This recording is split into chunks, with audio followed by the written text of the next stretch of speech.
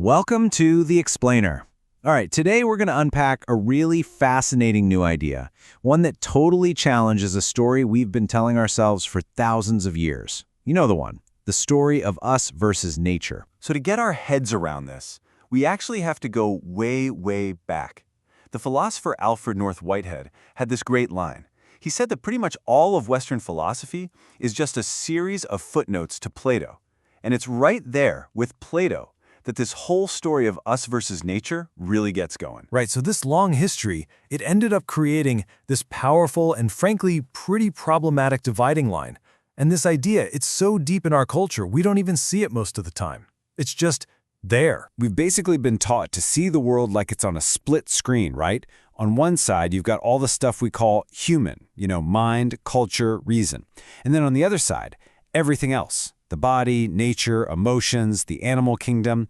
And what this does is it sets up this hierarchy. It puts culture on a pedestal, way above nature. And here's the kicker.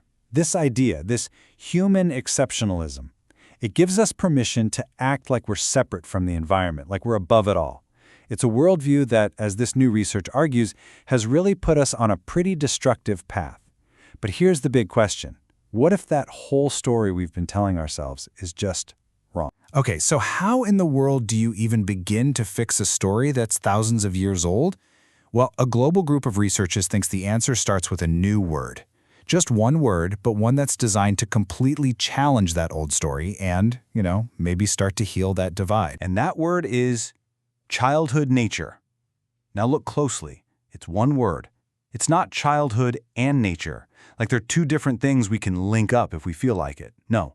The whole point is that they are one and the same, a single, tangled up, inseparable reality. Your childhood is your nature, and your nature is your childhood. They can't be pulled apart. And what's really important here is that the researchers are focused on the real over the imagined. We're not talking about some nostalgic, picture-perfect postcard of a kid frolicking in a pristine forest. Nope. This is about the messy, complex, sometimes really tough ways that kids all over the planet actually live in and with their environments every single day. So, what does this messy, real-world childhood nature even look like on the ground? Well, a fantastic place to start is by looking at one of our most basic relationships, our connection to other species. This idea of childhood nature, it really asks us to get a little uncomfortable, to question all those neat little boxes we love to put things in. It's suggesting that maybe, just maybe, that hard line we draw between human and animal is nothing more than an illusion, one that just melts away when you really look at how we all live. Just look at this incredible example from a study in La Paz, Bolivia. The kids and the street dogs there, they have this relationship that just blows our normal categories out of the water. These dogs aren't really pets, but they're not exactly wild either. They move as one, they live as one, they literally become this single dog-child entity, a kind of collective body making its way through the city together. It's amazing. And that is what it means to completely reimagine companionship.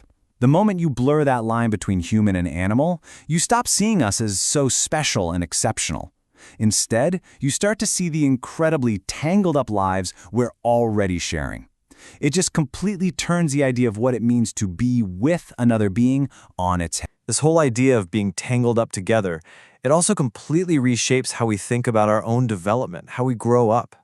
This concept, childhood nature, it helps us see so clearly how our very first experiences out in the world are what shape us into the adults we become. Just think about it for a second. What was it for you? What childhood experience really connected you to the environment? Was it, a family camping trip, a favorite tree you always climbed, or maybe it was something sad, like seeing a place you loved just disappear? Well, researchers have a name for these moments, significant life experiences, or SLEs, and they have a massive impact on us. So what actually creates these super powerful memories? Well, the research points to a handful of key factors. Things like just having unstructured time to mess around outdoors, the values that our family and role models pass down, and yeah, even negative experiences, like watching a special place get bulldozed. All of these things forge a connection that can literally shape our environmental outlook for the rest of our lives. And this isn't just a bunch of nice stories or feelings, This power is measurable. Get this. One study found that when they build outdoor programs into the science curriculum, students' test scores shot up by 27%. 27%! That's huge! A deeper connection to nature literally makes us better learners. Which brings us to why this whole childhood nature idea is so incredibly critical right here, right now, in this specific moment in history, an era that scientists have started calling the Anthropocene. So, the Anthropocene, that's the age of humans. It's this new geological chapter where our actions are the #1 force shaping the entire planet. And in this new reality, the old idea of a separate nature with a capital N, it's not just wrong anymore. It's actually dangerous. Why? Because it blinds us. It lets all these huge, slow-motion changes happen right under our noses, and we don't even notice. There's a term for this, and it's kind of chilling. Environmental generational amnesia. Here's how it plays out. Generation 1 experiences a world that's rich and full of life. But then, Generation 2 grows up in a slightly more degraded world, and for them, that's just normal. That's their baseline.